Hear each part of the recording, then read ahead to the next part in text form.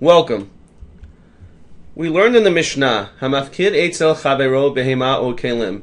If somebody gave his animal or his utensils to be guarded by a shomer chinam, benignavo o shavdo, and those items were either stolen or lost, shilem v'lo ratzali shava, if the shomer chinam chose to pay rather than swear, nimtza haganav mishalem, if they find the ganav has to pay. Lemi mishalem, to whom does he have to pay? Lemi shapi kadon etzlo, he has to pay to the shomer chinam.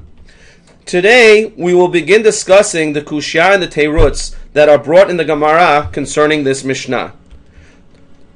To better understand the Kושיה, we need a little background. We will discuss three key points. We already learned the first key point in Shir. All kinyanim have two parts. There has to be da'at, an agreement between the parties to transfer ownership. Also, there has to be a ma'aseh kinyan, an action or procedure indicating that the kinyan has been completed. The second key point involves understanding a new Kושיה type. This is based on the notion that nobody likes or should use unnecessary repetition. Similarly, as a rule, we also expect Mishnayot not to include unnecessary statements. Statements that tell us what we already know are an example of an unnecessary statement. Using our Kושיה structure, it might look something like this. It is difficult to justify making some specific or detailed statement if that statement was already known or understood from something else, such as a general statement. For example, we would not expect to see an unnecessary statement about the cost of Sprite being $1 if we already know that all drinks are $1. Or, let's say you see a sign like this in a restaurant or a cafeteria.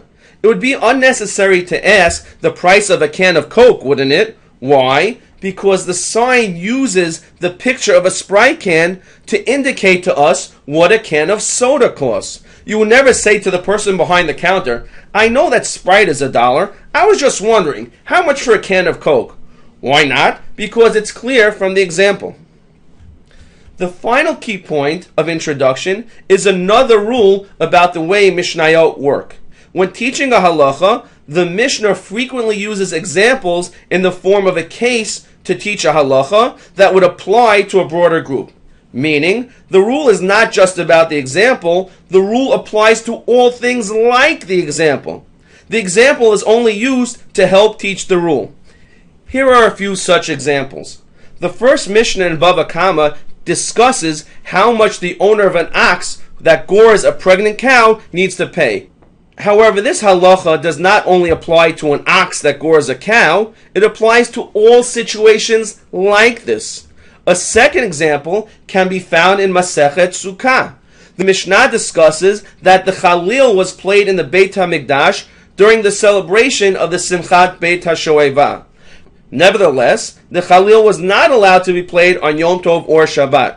However, there was a large band in the Beit HaMikdash, not just the Chalil. The Chalil is only used as an example of a musical instrument. The rule of the Mishnah applies to all musical instruments. The Chalil is only an example. A third example can be found in the beginning of our Masechta. The Mishnah discusses what the rule would be if two people find a lost talit and how it should be divided.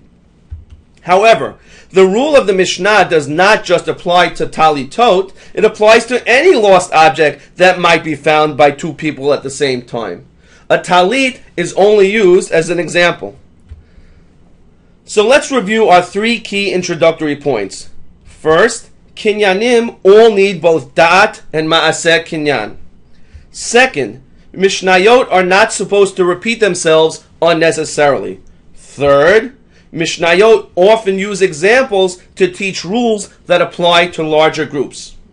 So, now that we know what we know, what do you think the Gemara's Kושיה on the Mishnah will be?